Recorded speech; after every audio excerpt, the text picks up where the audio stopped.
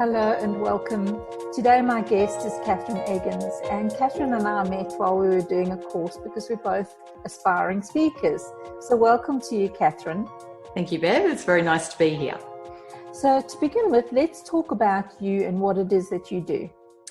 Okay, so I'm all about conscious creation, that we are the creators of our lives, that we are the creators of our reality. And it's when we delve deep inside and we heal what's happening on the inside that we can then change what's happening on the outside and start to attract the life that we want rather than living a life that we're not happy with. Beautiful. And we met and we spoke, I think the first time we spoke was I heard about your healing journey. So let's talk about your well-being journey and how that came about. Yep, sure. Well, growing up, I always seemed to have health issues and there was no real rhyme or reason for it. I just had bronchitis. Like for 6 weeks, I was out in bed for 6 weeks with bronchitis. So I had teeth pulled out and fillings and tonsillitis and just all sorts of things. And then when I was 20, I was diagnosed with stage 4 endometriosis. And that just came out of the blue as well. And I lived with that. I don't like to say the word suffered, although it was a bit of suffering, but I lived with that for 18 years until the point where I had a nervous breakdown. Now, over those 18 years, I had surgery. I had 5 different surgeries and, you know, just all the medication that you're on and all that kind of thing. But in 2009, I had this nervous breakdown and it became apparent that it was because I was holding on to emotional trauma from becoming estranged from my dad when I was 19. So I went to a kinesiologist and I went to her for about 3 months, every week for 3 months. And then finally one day she said to me, "Do you like being sick?" And I thought that was a really odd question because who likes being sick? But when I really delved deep, I realised that I did like being sick. I loved being sick because there was no responsibility, there was no commitment to anything. I always had an excuse and it felt like I had a safety net. But at that point, I was also ready to heal. So we worked through the trauma and I was able to look at it with different eyes. Because I was 18 years older, I could look at it through adult eyes and see my father's point of view rather than just being the child's point of view. And doing that, it doesn't make what happened right, but it puts it into a different perspective. And I could start to see the gift in what had happened, and that was that we did need to part ways because I was so reliant on him. But now that I look back, that all of my illnesses were created due to my relationship with my dad. And I always thought we had a great relationship, but there was always this thing of not feeling seen as much as I would have liked. And so that played with my emotions and it was, you know, projected into or reflected into my health. So once I was able to let all of that go, I can still remember laying on the table in the session and the second that I let it go, I felt the healing in my body. It was like a shift, just went straight across my body. And I just knew from that point on I would be well. And that was 2009 and I haven't had any problems since. My body's healed. I got into fitness, became a personal trainer. And it's just been this amazing next stage of life that I didn't know existed before, but that I learnt, or before when I was sick, I thought that being well was hard. I've since learnt it's actually harder to be sick. It takes up so much more energy to be sick. And being well is easy once you can let go of those things. So, it's been a very, very interesting journey. Yes, I suppose for somebody listening, if they didn't know what endometriosis was, how would you explain it? In layman's terms, it's the lining of the uterus is found outside the uterus. So in my case, it was a pelvic cavity, which is usually where it's found. But for some women, it can be found in their nose, in their lungs, and the medical community can't tell how it gets there. They're struggling to find the answer to that. but it does. It gets around the body there, and it becomes really, really painful because when the monthly cycle comes around, it's doing what the lining of the uterus does, and so it's but it's in areas it shouldn't be, so it's really painful. Mm. And Kathryn, what was the connection between the trauma of being estranged from your dad and actually being diagnosed with endometriosis? That my perspective on illness is that and emotions is that it shows up in different parts of the body. So in my case, it was the reproductive area, which is self-love and connection and that kind of thing. Say someone with throat issues, that can be unable to speak or get their point of view across or not feeling heard and that kind of thing. And it's quite interesting when you start to get into it. And, you know, headaches can be resistance to allowing yourself to be yourself and stepping up and pushing through those comfort zones. So in my case, it was September of the year that my dad left. And then in June the following year, I was in hospital with stage 4 endo. So and before that, I didn't have any symptoms at all. Looking back, I hadn't heard of it before then, so I didn't sort of have anything really to go by except looking back at my experience. But it just practically developed overnight in my case. Yeah. Yes, I've heard some similar things with women actually with heartbreak and breast cancer. Yes. So yep. Similar stories. It's really quite fascinating how the body reveals the trauma. Yep. Yeah. And so what happened for you on the journey that you didn't expect? Okay. The main thing that I didn't expect, well, part of it, while I was sick, something just within me kept telling me that I would be well one day. Didn't know how, didn't know when. I just knew that one day I would be well.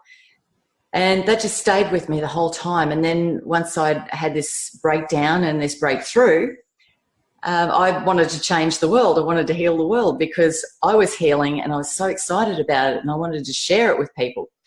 And because it was amazing how easy it was, which it was releasing a trauma. That takes a bit of work, but once you can release it, it's easy, you know. So I was out there to change the world, and I was on the committee of an association, an endometriosis association at the time, and so I went in there and I was sharing it with all the ladies because they all have endometriosis, and not one of them wanted to hear what I had to say, and it became apparent to me that a lot of people like being sick. They like holding on to their trauma. And until somebody can realise that, they're going to stay in that cycle. But there can also be a fear of letting that go because it is like a safety net. But for me personally, I had to move away from the association and get on with my healing journey and leave them to their journey. But that really took me back, by surprise that people, they say they want change, but they don't really. And even that happened when I got into personal training. People would come into the gym and they wanted to get fitter or whatever it was, and they didn't want to then follow through with what they needed to do. They wanted to stay where they were. So that's probably, that would have to be the biggest surprise for me. Yeah. And can you share some of your strategies that allowed you to remain resilient? Well, since I've been well, there hasn't really been any need for strategies for that. Really, it's come down to mindset. And when I do feel a resistance coming up, it's not that I don't start to feel something like a cold or whatever coming on, because I do. I still have emotions that come up and different things. But now if, say, I can feel a cold coming on or a sore throat, I can then look at what's happening in my life and then turn that around so it doesn't take hold. So that's probably the only thing really now is looking at resistance that I have and that comes up and getting to the cause behind it so that I can break through it and keep moving forward. So like that sort of curious mind. Yes, curiosity. That's a great way, great approach.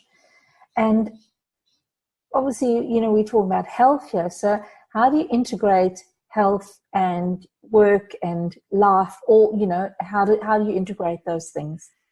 Well, now that I've found what I call the alignment with being well, which is I just expect to be well. I don't expect to get sick or anything like that. I just expect to be well. So it doesn't take any effort at all for me to be well. But part of that is also eating well, exercising, drinking lots of water, and getting back to the basics of how nature works.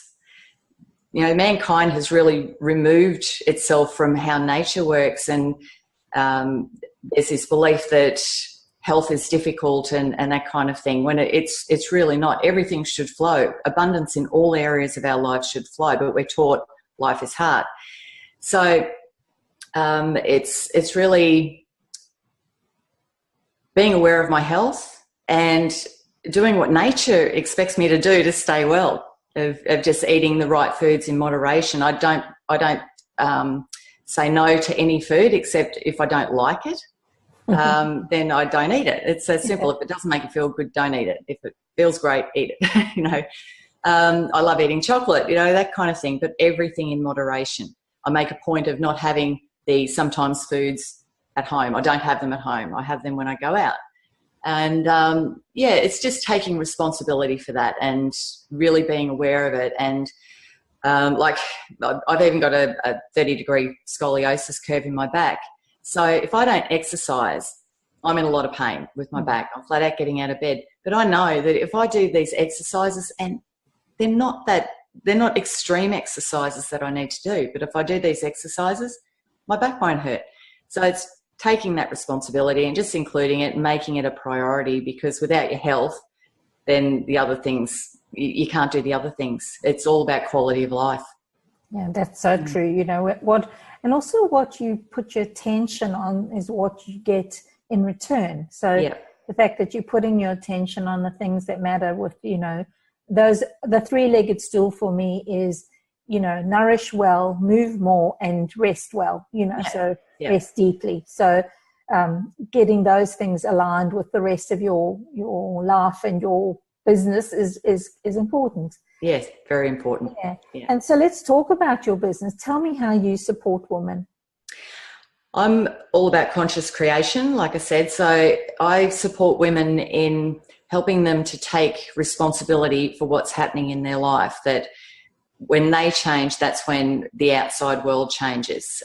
We can't expect other people to change. We can't expect other people to make us happy. It all comes from within, because when we change, even the way we interact with other people, when we change, they will naturally change because they will react differently.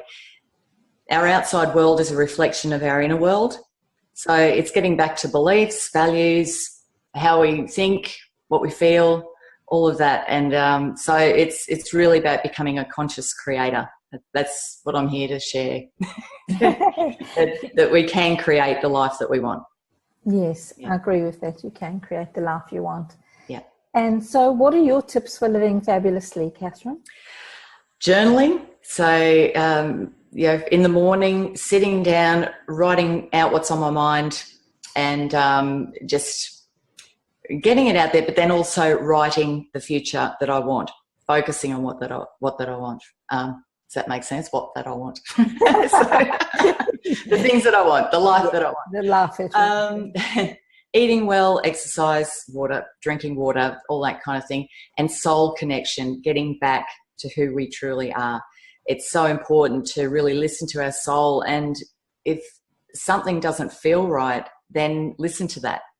Be guided by that, rather than a really good one is if you say yes to someone else, make sure you're not saying no to yourself.